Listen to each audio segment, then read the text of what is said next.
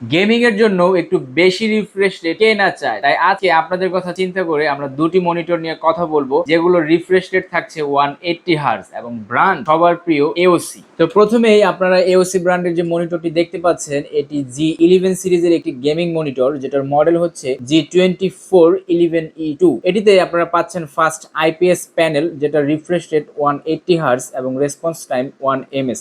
সেই সাথে gaming mood তো থাকছেই। তো এওসি ব্র্যান্ডের এই মডেলটির বর্তমান ডিসকাউন্টেড প্রাইস হচ্ছে মাত্র 19,500 টাকা।